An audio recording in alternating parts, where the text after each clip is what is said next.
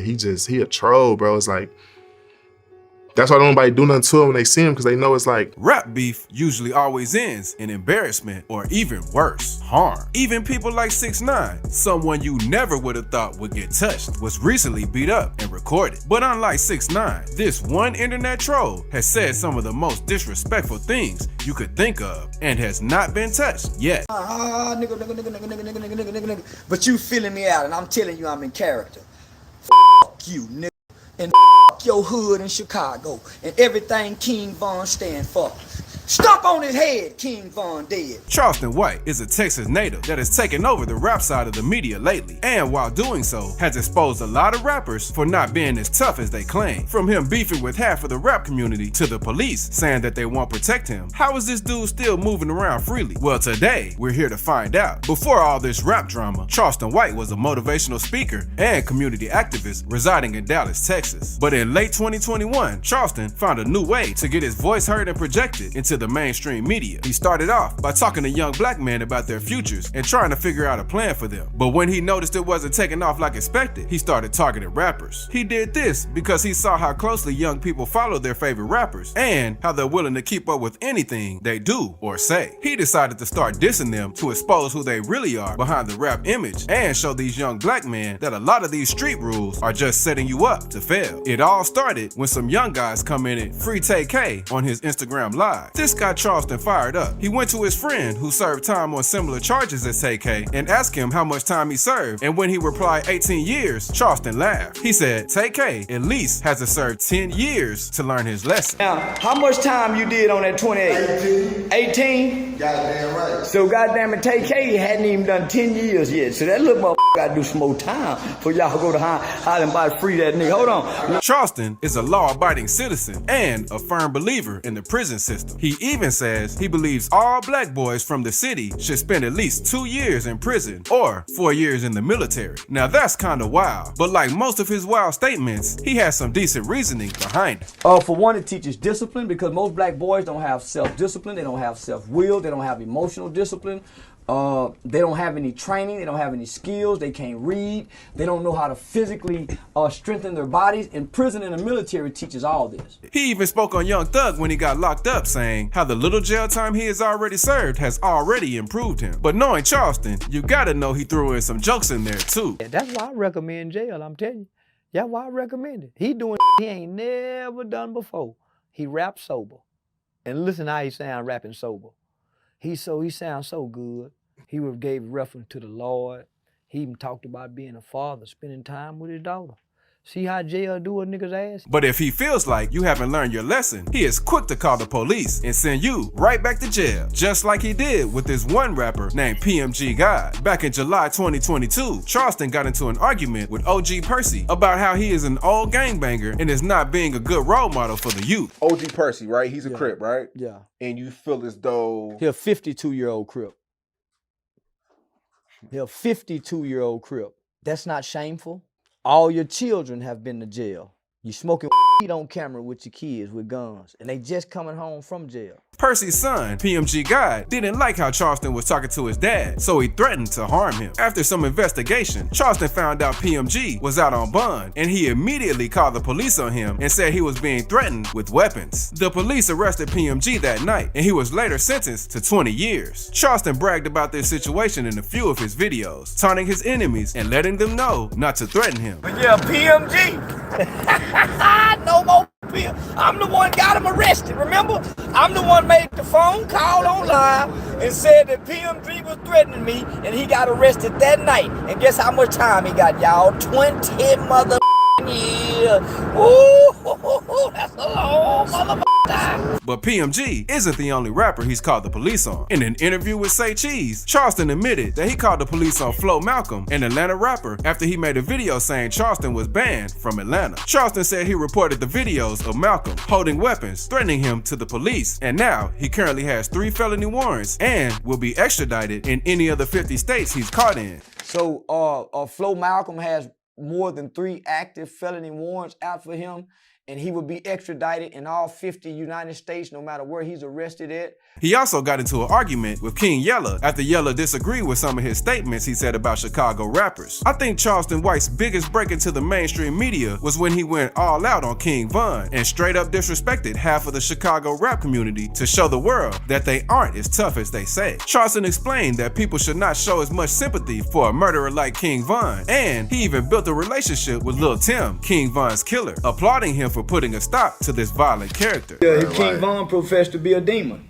When did we start loving demons? It ain't Halloween year round.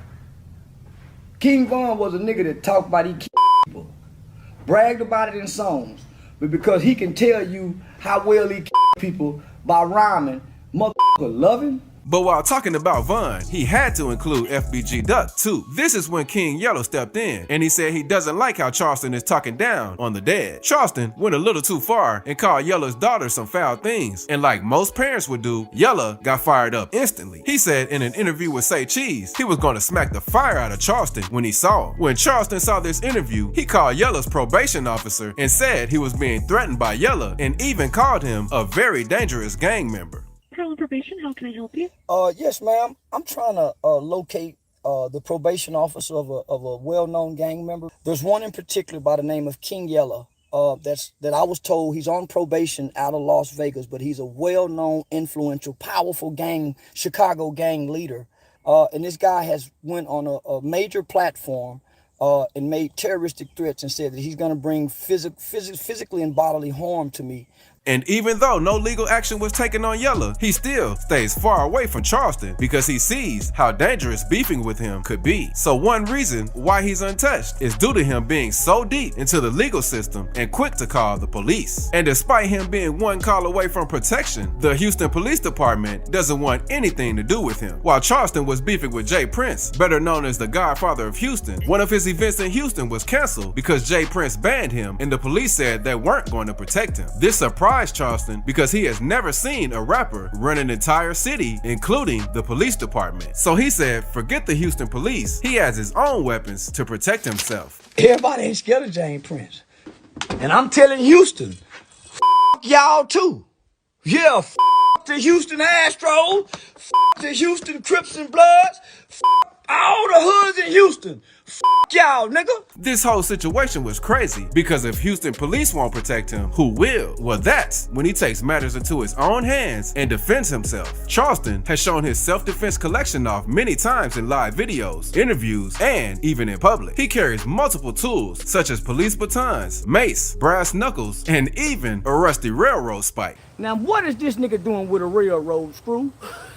He don't even know I got this little screw in my hand. And when he walk up on me, I did a nigga like that one time with this one.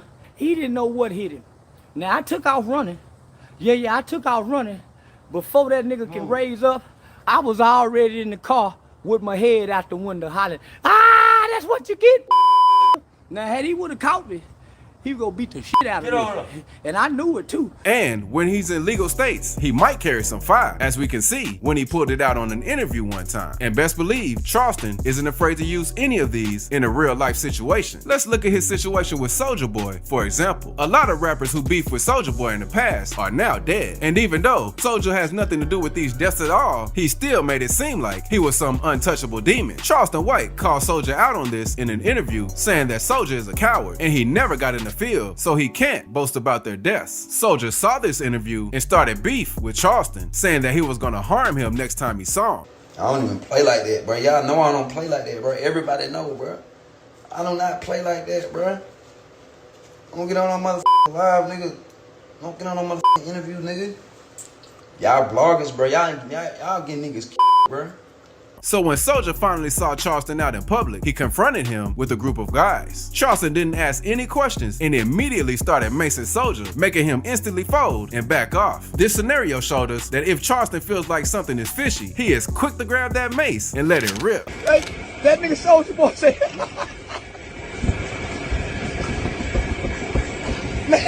man, you, that nigga say, bro, you maced me? Yeah, nigga. Another time he was confronted in public was when he met up with 600 Breezy. 600 Breezy didn't like most of the things Charleston was saying about King Von and wanted to have a talk with him about it. Charleston had no idea he was supposed to be linking up with Breezy that day. He said he was out there for a movie premiere and 600 Breezy just happened to be an actor in the movie. So when he got there, they took Charleston to the hood and he was introduced to Breezy. Breezy started to press him, asking him what was his problem with King Von and people from Chicago. Charleston started to get worried, so he immediately started to check his surroundings. But despite Charleston being outnumbered, he still stood on his words and even said he was willing to die behind what he says. Man, I don't know what's going on. So I gotta look and try to check and see what's going on behind me, see how these niggas looking. That's quick thinking. So, you know, as I assess the situation, you know, you hear me say what I say, man, I'm willing to die behind what I say. After they talked, Breezy said he better not see Charleston in public or it'll be a problem. Charleston joked about it and said, "I'll come to Chicago, book me, and watch I show up with the whole sheriff department." Breezy said that Charleston is dangerous because he'll start something and then call the police on you when you make a move. He's dangerous, bro. And he's dangerous for the fact that he'll throw a rock at you and then call the police on you. Yeah, I don't that old nigga. He a troll, bro. It's like, that's why nobody do nothing to him when they see him, because they know it's like. But another reason why nobody has touched Charleston yet is because he constantly reminds people that most of his actions are just him portraying a character, and his main focus is helping the youth become better people. They keep forgetting. I'm telling them, bruh, I'm a community activist pretending to be this online.